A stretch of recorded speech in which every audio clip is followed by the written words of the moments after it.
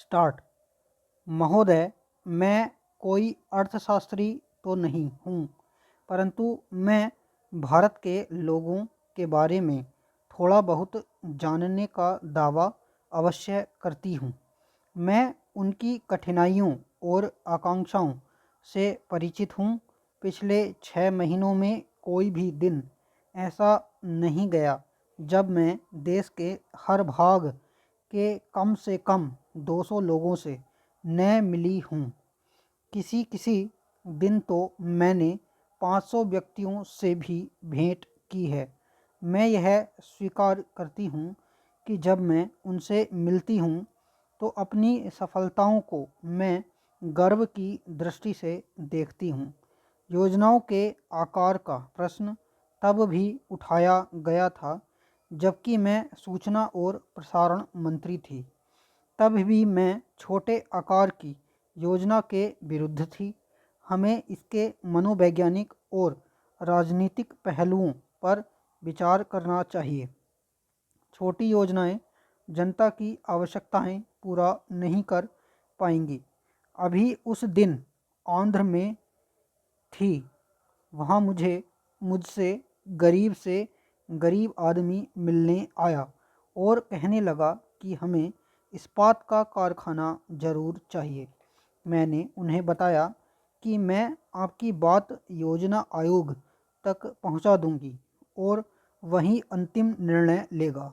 मैंने उनसे पूछा, क्योंकि इस्पात के कारखाने पर तो भारी लागत आएगी, इसलिए उसके बदले में क्या आप कुछ सिंचाई के कार्यों को तरजीह नहीं देंगे?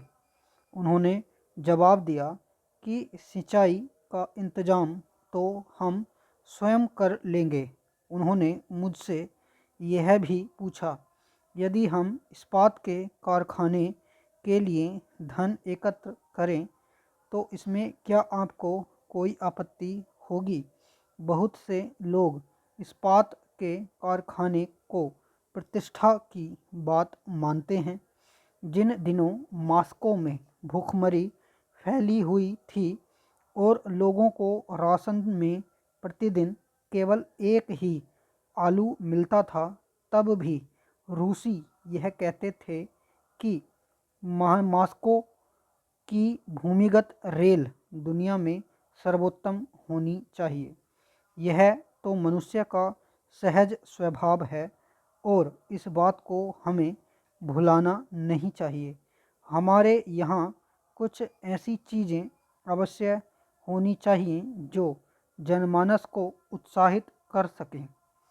मुझे यह बात सुनने में बड़ी अजीब लगती है कि कोई भारतीय यह कहे कि हमको सफलता नहीं मिली।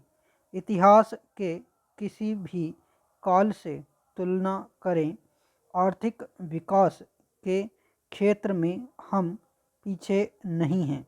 कहने का यह मतलब नहीं है कि सभी क्षेत्रों को समान रूप से लाभ पहुंचा है, न ही जनता के सभी वर्गों ने समान रूप से प्रगति की है।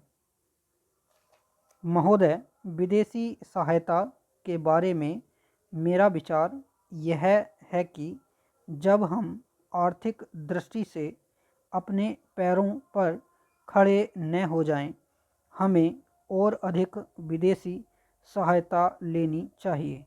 आप जानते हैं कि हमारी योजनाएं इस तरह बनाई गई थीं कि एक विशेष सोपान तक उनके लिए अधिकाधिक सहायता चाहिए। उसके बाद विदेशी सहायता रुक जानी चाहिए। कई लोग कहते हैं कि कुछ वर्ष पहले हमारी यह नीति नहीं थी और यह नेहरू जी की विचारधारा के विपरीत है। ऐसा कहना ठीक नहीं। मैं जानती हूँ कि उनके क्या विचार थे।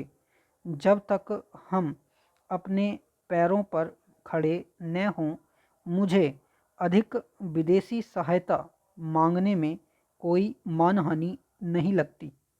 कुछ लोग यह कहते हैं कि हमने अपने लोगों की योग्यता का लाभ उठाने की पर्याप्त चेष्टा नहीं की।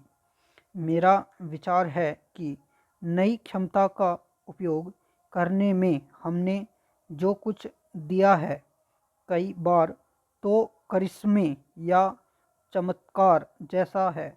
यह ठीक है कि कई बार योग्य व्यक्तियों की उपेक्षा की जाती है या कई बार उनकी योग्यता का पूरा उपयोग नहीं हो पाता। हमारी कुशलता न बढ़ने का यह भी एक कारण है। मुझे इसमें कोई संदेह नहीं कि हमारी कठिनाइयाँ बराबर बढ़ती जाएंगी, कई बार तो एक ही दिन में 100% तक भी बढ़ जाएंगी। पर मैं तो कठिनाइयों का सामना डटकर करती हूँ। बचपन से ही मैं इस तरह चलती रही हूँ। यदि मैं जनता से छोटे लक्ष्यों की चर्चा करूं तो वे कहेंगे अपनी छोटी छोटी योजनाएं अपने पास ही रखो और योजना आयोग को ही उन्हें पूरा करने दो। धन का बहुत महत्व होता है, परंतु योजनाओं को केवल पैसे के हिसाब से ही देखना सही दृष्टिकोण नहीं है। आप मुझे क्षमा करेंगे यदि मैं राष्ट्र की समस्याओं को एक गृहिणी की या माँ की नज़र से देखूं। क्या मैं अपने बच्चों को भूखा मरने दूंगी? यदि मेरे पास दूध या दवाई या ऐसी ही किसी ज़रूरी चीज़ की कमी है तो मैं हाथ पर हाथ धरकर यह नहीं कहूँगी कि मेरे पास पैसे नहीं हैं। यदि आप गरीब हैं तो इसका यह मतलब नहीं कि आप परिवार को भूखा मरने दें। देश की बुनियादी ज़रूरतें तो पूरी करनी ही पड़ेंगी। हमारे राज्यों की ज़रूरतें क्या हैं? क्या हम अपनी परियोजनाओं के लिए उचित समय पर धन की व्यवस्था कर पाते हैं?